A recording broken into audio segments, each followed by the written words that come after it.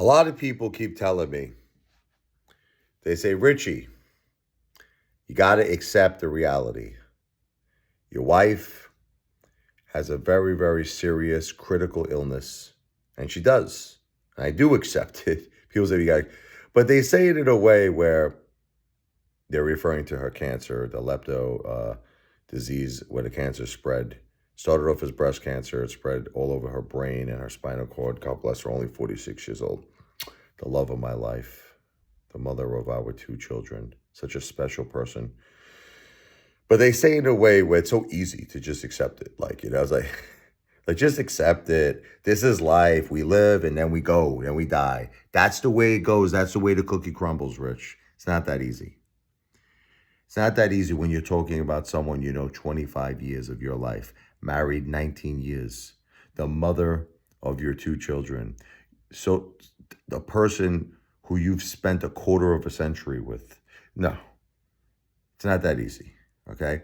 But let me be crystal clear, because everyone's like, but you got two kids. You got to be there. No shit. And my wife would beat the living crap out of me if I wasn't there for my two kids. Okay, for our two kids. For our two kids. My wife would beat me up. Okay, she would give it to me. She'd give me a nice Mike Tyson uppercut. Forget about it. All right, I'm always there for my kids. Every day of my life, I make my children, our children. Again, I'm saying our children. I make our children happy every single day. They go to school. They're living normal lives. They're living normal lives. They have fun. We go out and make them laugh. During the hardest times, I put smiles on their faces. Oh, I'm a great father. I'm there for my kids. But you see, times like this, 2 o'clock in the morning, that's when the hurt comes out. My kids are sleeping, but that's when my hurt comes out. And I'm sharing it all with all of you, my YouTube family. I'm hurting. Listen, when my grandmother passed away, I'll give you an example. I loved her very much. My grandmother, Anna. I loved her with all my heart and soul. But she was 96 years old. She was 96. I never forget at the services, everybody was crying. Everybody was, breaking down, was very upset. They're like, why aren't you crying, Rich? You love Grandma Anna. I said, you know why I'm not crying? Because it's a celebration of life. What an amazing thing she did. What an amazing, 96 years old. I said, that's amazing. All of us could only wish that happened to us, 96 years old. It's funny, they say we go, all this great technology, they say now, where everyone's living longer. Not really. My wife's only 46. Back in those days, my grandma, she lived at 96 years old, so I think it was better. Well, she's always telling me, my grandma, she goes, we don't eat meat. We don't eat nothing like, they didn't have like all the fast food that we have nowadays, the McDonald's, the Burger Kings.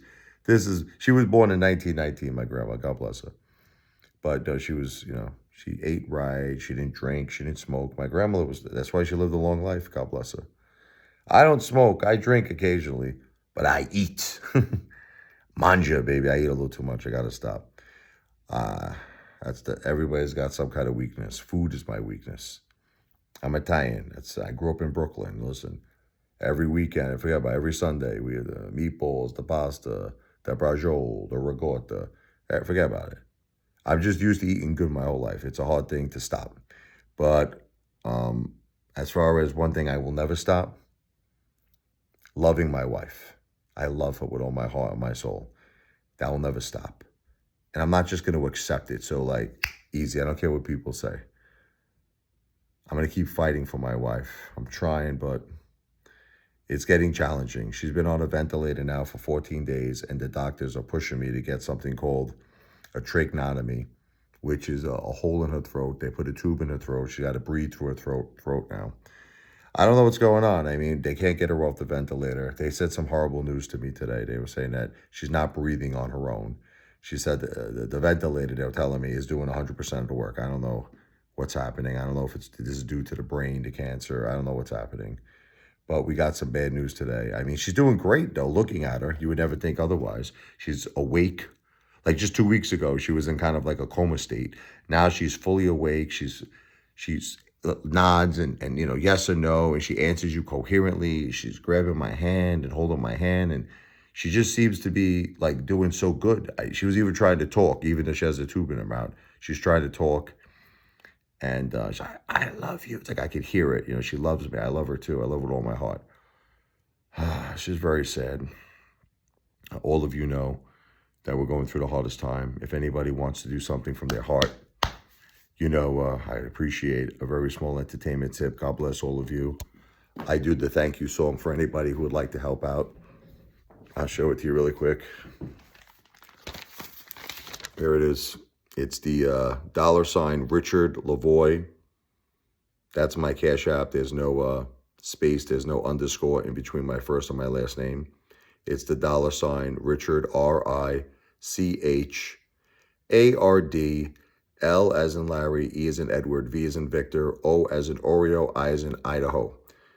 All of this information is in the description of this video. It could be $1, $2 on Cash App, $5, whatever you want to do.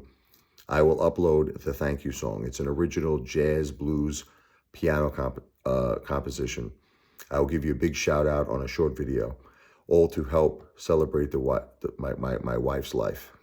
Jennifer, God bless her, and God bless you for your consideration.